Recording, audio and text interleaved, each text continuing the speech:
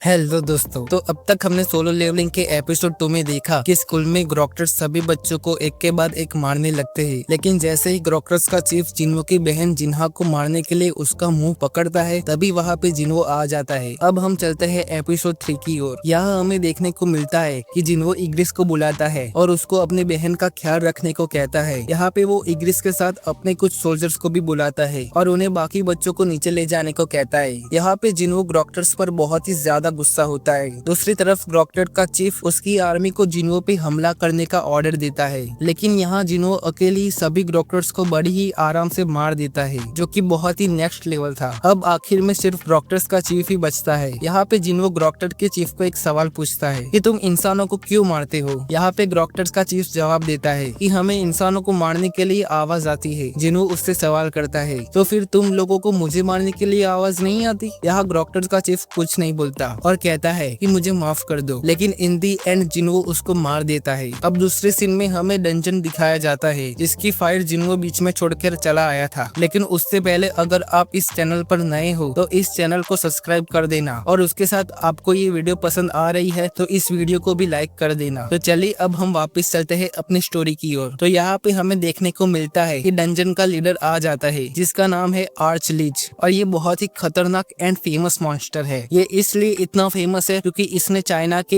एक गिल्ड को पूरी तरह से खत्म कर दिया था। लेकिन उस टाइम लिu जिन गैंग के हंटर्स ने उस सिचुएशन को हैंडल कर लिया था। यहाँ पे नाइट गिल्ड के सभी हंटर्स डर जाते हैं और कहते हैं कि हम इसको सिर्फ 15 मिनट तक रोक पाएंगे, उसके बाद ये हम सबको मार देगा और डंजन को भी ब्रेक कर देगा। लेकिन यहाँ बेरू की एंट्री होती है, जो कि बहुत ही ज्यादा कूल थी। यहाँ पे बेरू आर्च लीच को सिर्फ एक जोर से लात मारता है और यहाँ आर्च लीच का गेम ओवर हो जाता है। यहाँ नाइट गिल्ड के मेंबर एक दूसरे से बात करते हैं कि हमें पता था कि बेरू बहुत ही ताकतवर है, लेकिन इतना ज्यादा ताकतवर है ये नहीं। यहाँ हमें दूसरी तरफ स्कूल का सीन दिखाया जाता है, जहाँ पर मिस्टर गो एंड जिन्हो आपस में बात कर रहे होते हैं कि कितने स्टूडेंट मर गए एंड कितने बच गए। उसके साथ यहाँ मिस्टर गो जिन्हो को एक ग्राफ भी दिखाते हैं, जिसमें दिखाया जाता है कि कैसे पिछले 6 महीनों में बहुत सारे गेट्स ओपन हो रहे हैं। लेकिन उसके साथ हमें ये भी देखने को मिलता है कि बहुत सारे गेट्स तो ओपन हो रहे हैं, लेकिन उसके साथ बहुत सारे नए हंटर्स भी आ रहे हैं, जिसका मतलब है कि ये सब कुछ बैलेंस हो रहा है। यहाँ पे जिन्हो मिस्टर गो से एक सवाल करता है कि आपने मुझको यहाँ पर क्यों बुलाया। तभी मिस्टर गो उसको कहता है Russia, China, USA, Japan, almost सभी कंट्री के गिल्ड जिन्हो को अपने गिल्ड में आने के लिए इन्विटेशन दे रहे हैं। यहाँ पे मिस्टर गो कहते हैं कि अगर तुम कोरिया छोड़कर जाना चाहो तो हम तुम्हें नहीं रोक सकते, लेकिन मैं चाहता हूँ कि तुम ना जाओ। यहाँ पे जिन्हो कहता है कि ठीक है, लेकिन मेरी एक शर्त है। यहाँ मिस्टर गो कहते हैं क्या है वो शर्त। जिन्हो कहता है कि कोरिया में जितने भी सबसे ज्यादा खतरनाक गेट्स है वो मैं अकेले हैंडल करूंगा। यहाँ पे मिस्टर गो कंफ्यूज हो जाते हैं। वो कहते हैं कि अगर तुम अकेले जाओगे तो शायद से मर भी सकते हो, लेकिन अगर तुम यही चाहते हो तो मैं पूरी कोशिश करूंगा कि तुम अकेले जा सको। अब यहाँ हमें दूसरा सीन दिखाया जाता है,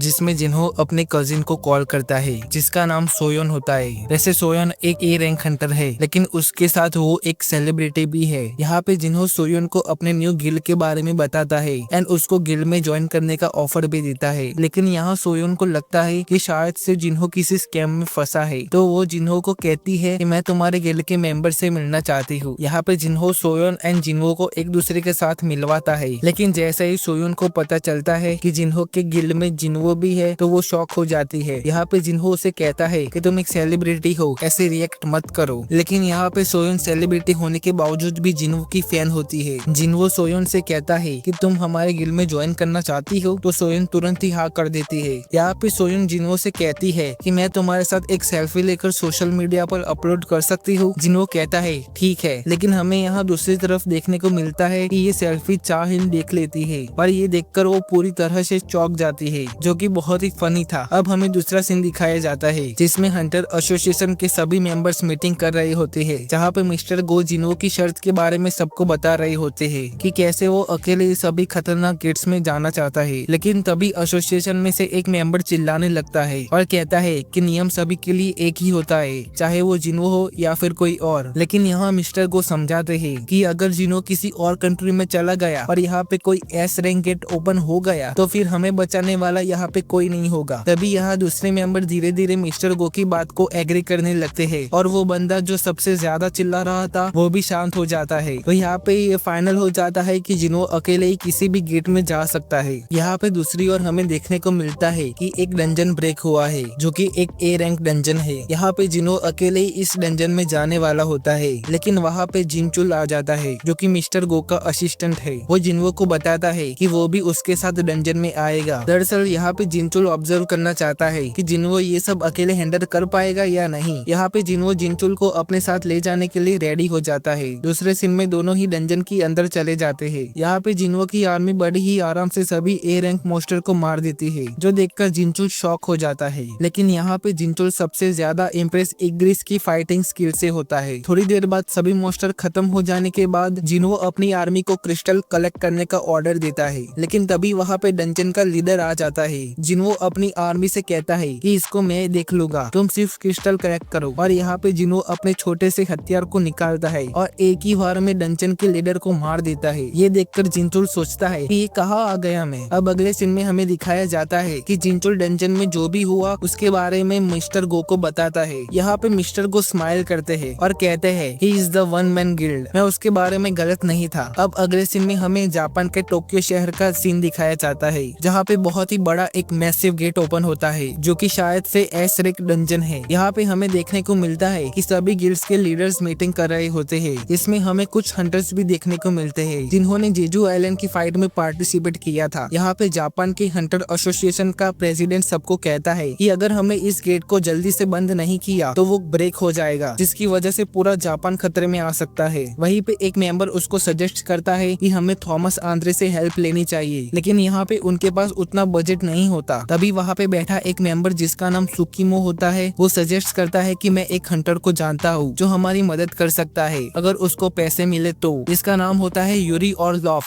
तभी हमें दूसरा सीन दिखाया जाता है जिसमें जिन्हो एंड जिन्हो एक डंजन को क्लियर करके चिल मार रहे होते हैं। तभी जिन्हो को जापान के मैसिव गेट के बारे में बताता है जो कि 3 दिन से ओपन हुआ है। यहाँ पे जिन्हो पूछता है कि क्या तुम्हें कॉल नहीं आया इसके लिए, तो जिन्हो कहता है हाँ आया तो है, लेकिन मैं बिजी था अभी। तभी हमें देखने को मिलता है कि जिन्हो के पास जो चाबी है जो कि कार्टेनन टेम्पल की होती है वो चमकने लगती है और हमको यहाँ पता चलता है कि जिन्हो को कार्टेनन टेम्पल में जाने के लिए अब सिर्फ 26 घंटे वेट करना पड़ेगा। अब अगले सीन में हमें यूरी और लॉफ देखने को मिलता है जिसके पास जापान वाले हेल्प मांगने के लिए आए होते हैं। तो यहाँ पे यूरी जापान वालों की हेल्प करने के लिए रेडी हो जाता है, लेकिन वो बदले में 3.6 बिलियन डॉलर की मांग करता है। यहाँ पे जापान के लोग शॉक हो जाते हैं और कहते हैं कि ये बहुत ही ज्यादा बड़ी रकम है, थोड़ा कम करो। लेकिन यहाँ पे यूरी बिल्कुल ही रेडी नहीं होता और कहता है कि मैं कहाँ ज्यादा मांग रहा हूँ, बल्कि मैं तो थॉमस आंद्रे से बहुत ही कम ही मांग रहा हूँ। और वहीं पे वो अपनी एबिलिटी से जापान के 2 बड़े एस रैंक हंटर्स को फ्रीज कर देता है, जिससे जापान वालों को पता लग जाता है कि ये बहुत ही पावरफुल है और ये हमारे काम आ सकता है। तो यहाँ पे वो डील को फाइनल कर देते हैं। अब अगले सीन में जिन्हो अपनी मम्मी को बाय बोल के कहीं जा रहा होता है। यहाँ पे हमें देखने को मिलता है कि जो काम डाउन था कार्टेनन टेम्पल में जाने के लिए वो खत्म हो जाता है। तो जिन्हो को यहाँ पे एक लोकेशन मिलती है जहाँ पे वो पहुंच जाता है। वहाँ पे जाने के बाद उसको पता चलता है कि एक सी रैंक गेट ओपन हुआ है जो कि 3 दिन से ओपन था। यहाँ पे जिन्हो को पता चल जाता है कि सिस्टम ने उसके साथ स्कैम किया है। उसके बाद जिन्हो तुरंत ही उस गेट में चला जाता है जहाँ पे ऑलरेडी कोई और गिल्ड के मेंबर्स थे, लेकिन वो आगे ही नहीं बढ़ पा रहे थे क्योंकि डंजन के अंदर एक और गेट था जो कि लॉक था। यहाँ पे जिन्हो उन हंटर्स को कहता है कि अब तुम बाहर चले जाओ क्योंकि ये डबल गेट डंजन है जो कि बहुत ही खतरनाक है। लेकिन यहाँ पे वो हंटर्स अकड़ दिखा रहे होते हैं और कहते हैं कि हम यहाँ पहले आए थे तो हम यहाँ से नहीं जाएंगे। तो जिन्हो भी कहता है